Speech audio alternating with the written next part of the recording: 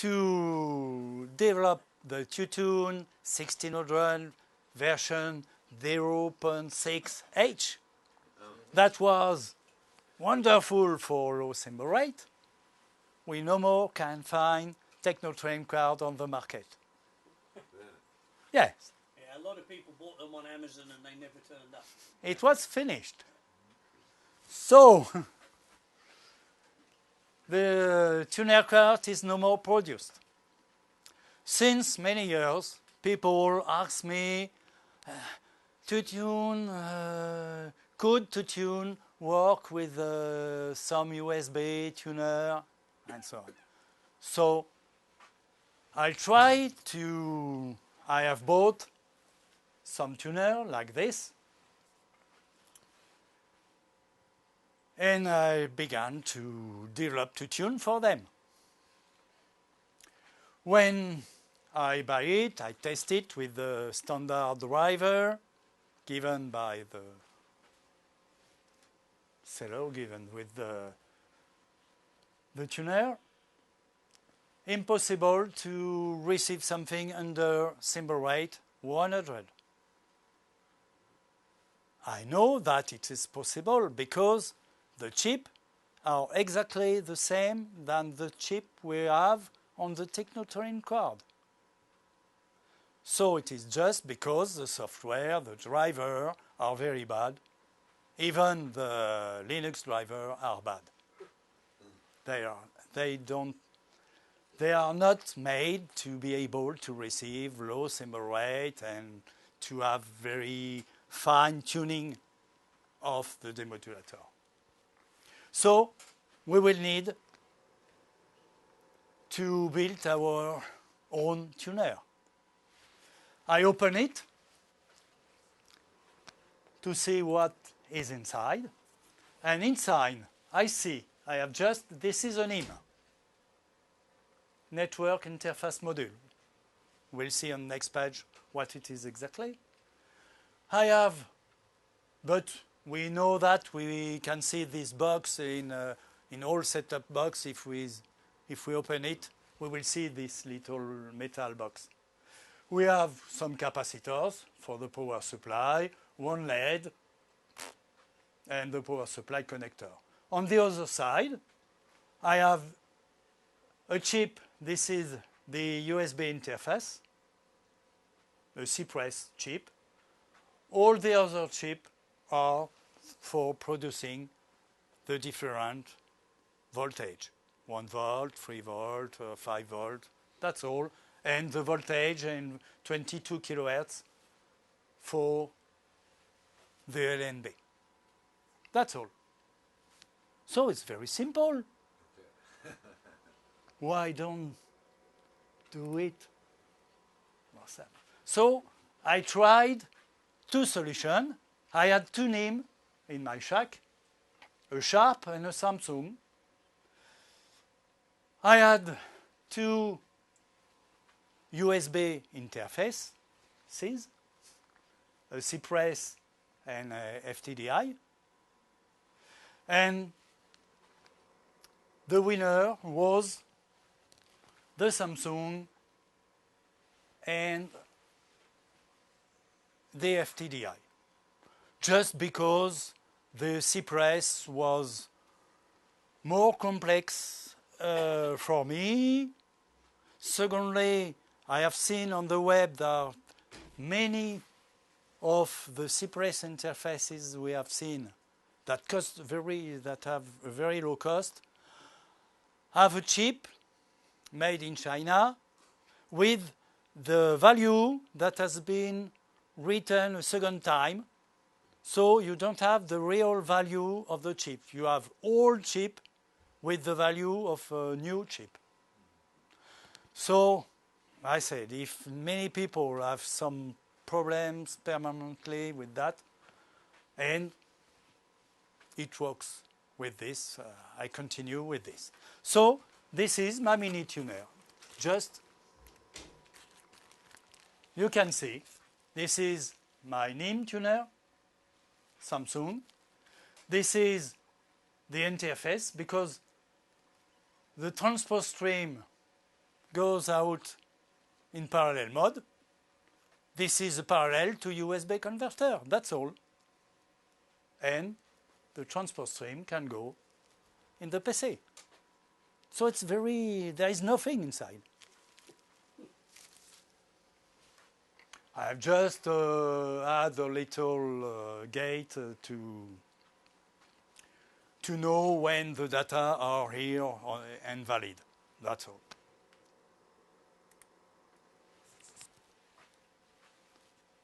So inside the NIM, we have ref booster, the zero tuner, and the QSPK demodulator. I have chosen NIM with the same chip as the Technotrend card.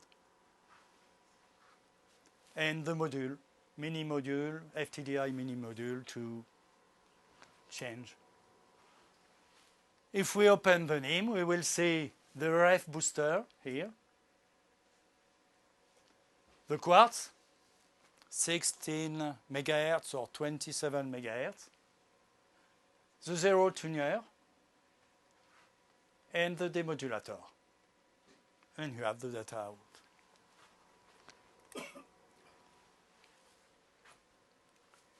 The sharp will see RF booster, zero tuner, demodulator, and we will see all the data that goes out in parallel mode.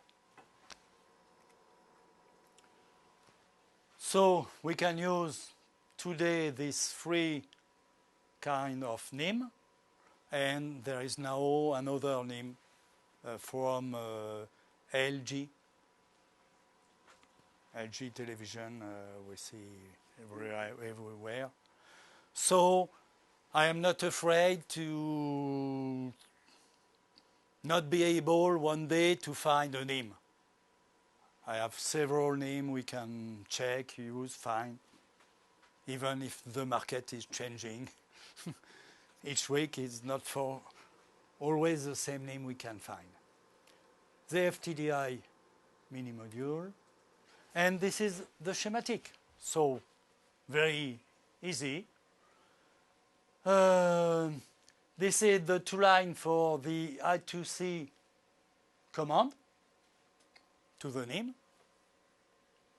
This is the data in parallel, and this is the NAND gate to add or to use the synchro, the clock, to use the clock and the valid data and error data.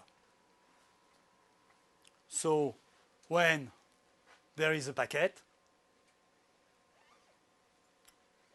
the mini module know that, and the data are written inside the FIFO or of 4 kilobytes.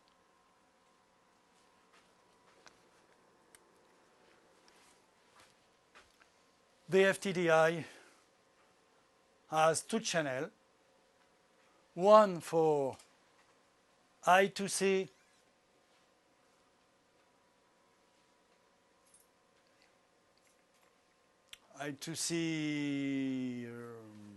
command to the NIM, and I2C reading for the value of the constellation, value for the RF level, and so on. So it's one reason I chose this, and it was a big work for me, because the I2C library that gives FTDI is not good for this work, because when you use this library, it takes about 15 to 20 milliseconds to read a value. And I need to be under at about 1 millisecond. So I have to rewrite the procedure to send and read the I2C value to be able, if you just want to command the NIM to receive a frequency, it's enough. You can use the I2C library. But if you want also to make a measuring tool to receive many data via I2C, all the data for RF level, for the MER, for the constellation come from I2C only. This is the only way I get these values. We have 12 GPIO lines. I just use one today to reset the NIM. It's not useful now. At the beginning, for debugging and when the NIM freeze. But now I don't think it is useful. And we have many GPIO lines spare if you have some ideas to light a LED when the TS is on, to do something. We can use these GPIO lines, and I think, Brian, you have implemented 3 or 4 GPIO lines on your PCB? 5 or 6. Okay. So we have 5 or 6 GPIO lines that could be used for any project. I have talked about that. The second channel is just a FIFO that will receive the data when the signal say right. Very simple. Now that there is an auto-detection of the NIM. At the beginning, with Minitioune, you were obliged to write in the Minitioune.ini what kind of LIM you are using. Ardatec, Samsung, Sharp. Now, it's automatic. And the second thing that has changed, you can also now use different devices that use FTDI chip at the same time as a Minituner. So I must check in the list all the devices I find, which devices have this name. For that reason, we must program the FTDI with this name.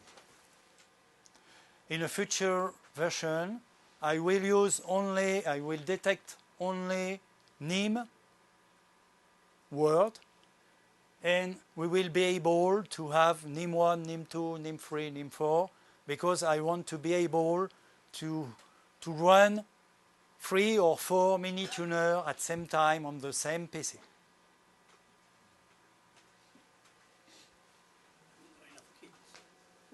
What? You're not making the kits. We haven't got enough kits. Okay. Well, this is just about with the Ardatec. We need 5 volts, 3.3, and 1 volt. Each can choose the solution he wants to use to produce this power supply. This is an ID. And I have also, I've spent time to find for each NIM, there is only the Sharp. This is only the only NIM where I can find the documentation.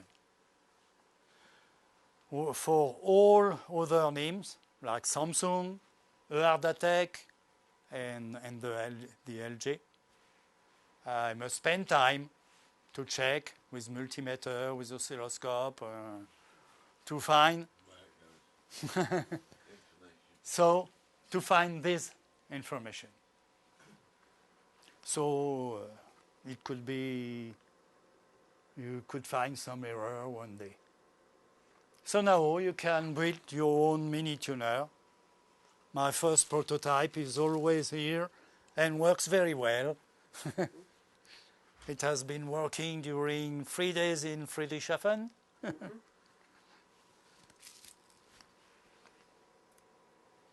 But you have the beautiful PCB made by Brian. And when you have finished to build your mini tuner, there is a little software to test it, to be able to read very quickly. I read 1,000 times a value. It takes about 800 milliseconds. And it is important also to have no error. And when your power supply has noise, you will see error. Power supplies are very important. Or USB cable? And USB cables can be difficult? Yes. You need to have a good USB cable.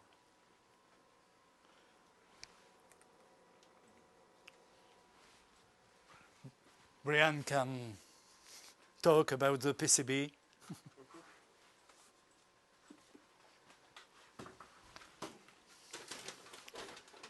Which weapon do you want? A 12. Darth Vader want this one back.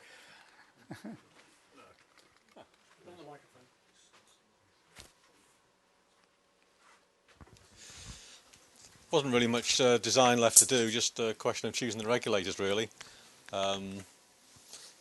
Jean-Pierre put forward several power configurations, so I went with the cascade, where you lower the voltage with a switcher and then have 5 feeding 3.3, then 1 volt.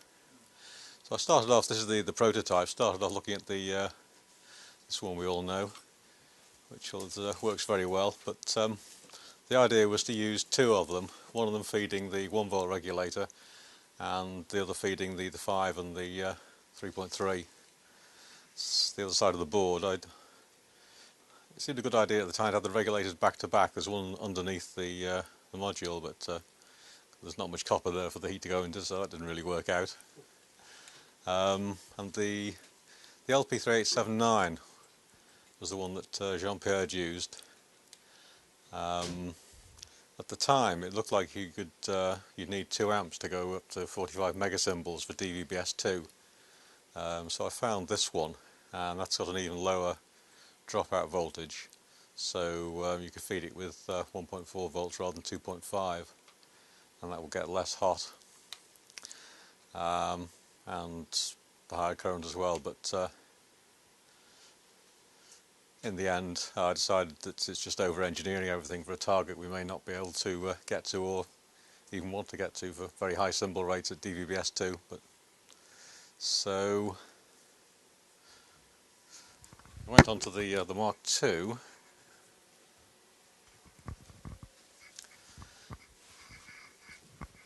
I think the original was going to use an ordinary 7805 with about 7 volt minimum input, so 720 milliamps taken by all suppliers, so you'd be 7 minus 2 volts, so it's about 1.5 watts dropped in the 5 volt regulator.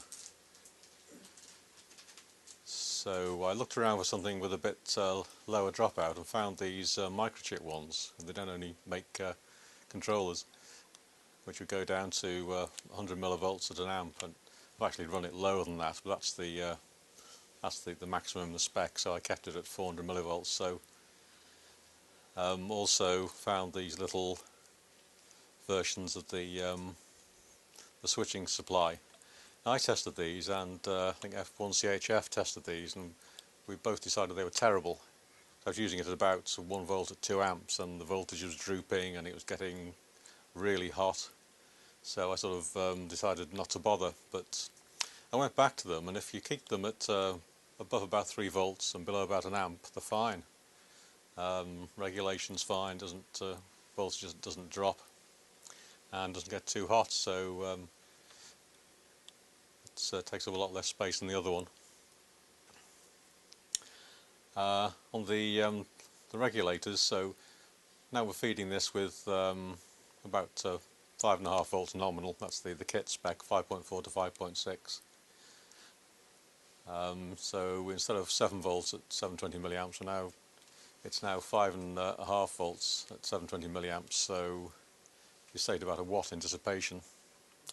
So it looked like it'd be possible just to have them connected straight to the board. And with the 2-ounce copper, the double thickness, that seems to be fine for low symbol rate. Doesn't get too hot at all.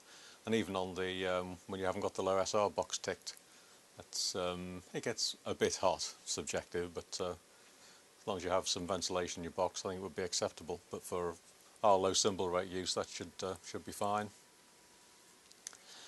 And instead of using the little LP3879 or SC4215, I thought, well, there's in the series of these regulators, there's an adjustable one, so why not keep them all as TO220, easy to solder, and probably a lot better at taking the heat away.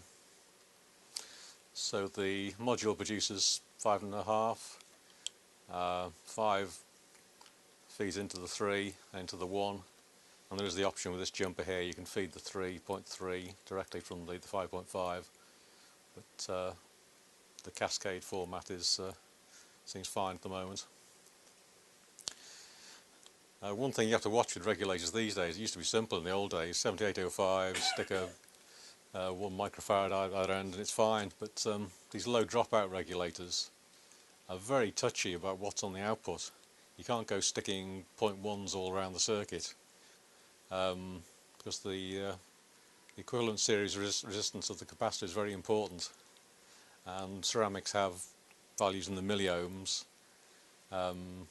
Tantalum's probably half an ohm to a few ohms, but you can see here if you stuck a few 0.1s on, you're outside the stable region, particularly at low current, and they can take off and do all sorts of horrible things.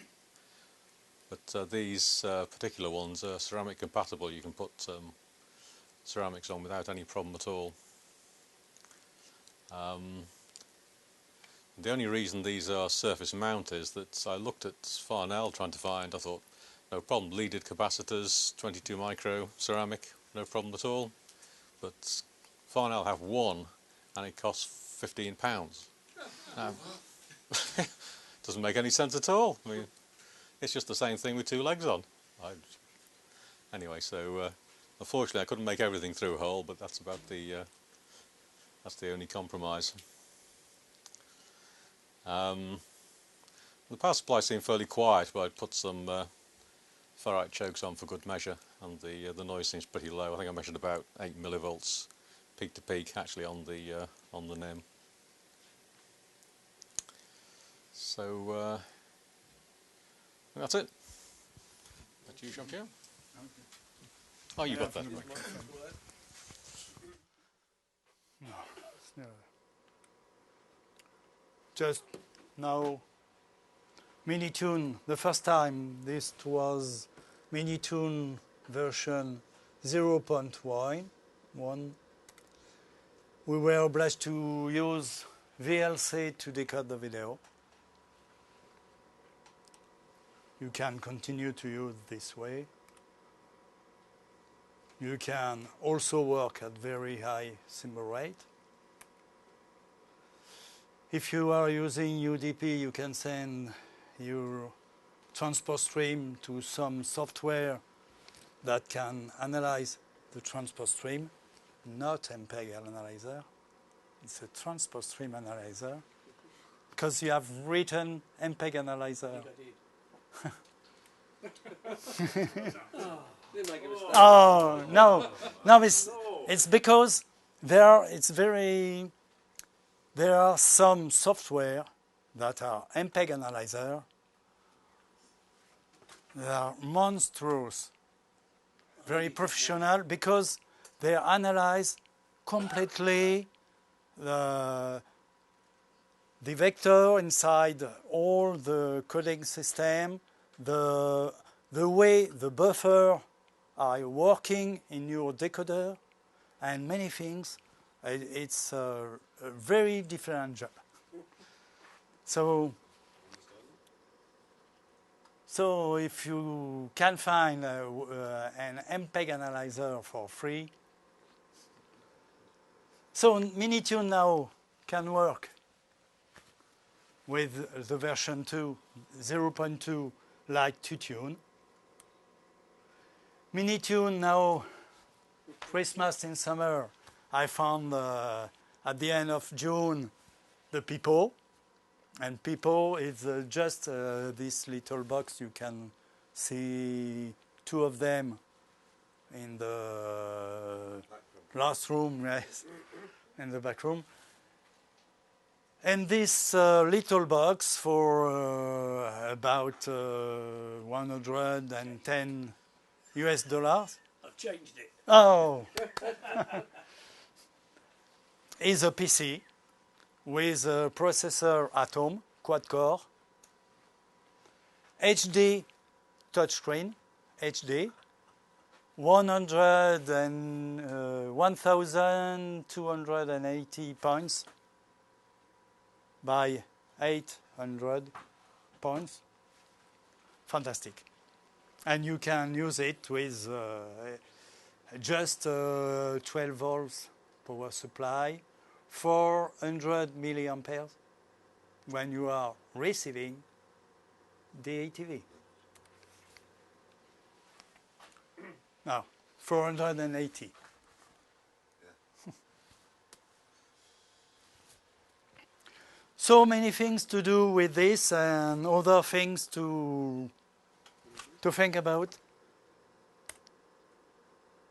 But our fingers are big for such a little screen. So I have tried to have bigger buttons. Yeah. And I think we have to discuss, it should be an idea to open a discussion on the website about what to do, because we have Windows 8. So with Windows 8 and touchscreen, we could use some many kind of movement with the, to ask for the button to disappear, to see only the video, and so on. We can change many things. So for today, it's PipoTune for the people. Minitioune is PipoTune, it's similar. So, but you have the big buttons, and PipoTune can receive the video. This version is not today online. I have not finished. I don't know what to put here. Big button or... So the only difference, the functionality is the same. The same. The GUI Yes. is different. Yes. Yeah. So to have the place, I have put away some. Yes. We don't have this menu. That is, they are not very useful every day.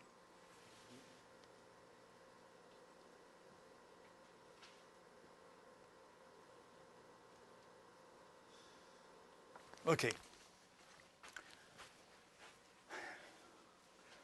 Donc, for people, I don't know what to do. What to keep. Do we use some touchscreen facilities to put away the button? I don't know. And also, in my mind, I want to use a Pipo, a mini tuner. This box seems to be the same size as a Pipo, and a second box with the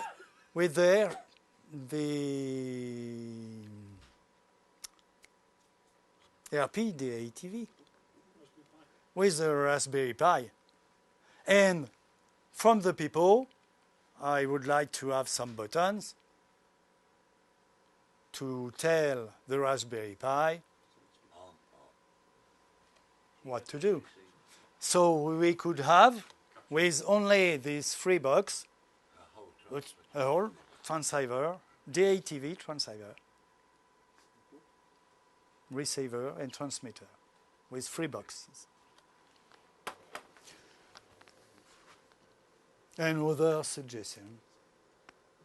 So for me, we are at the beginning. This is just the beginning of the story.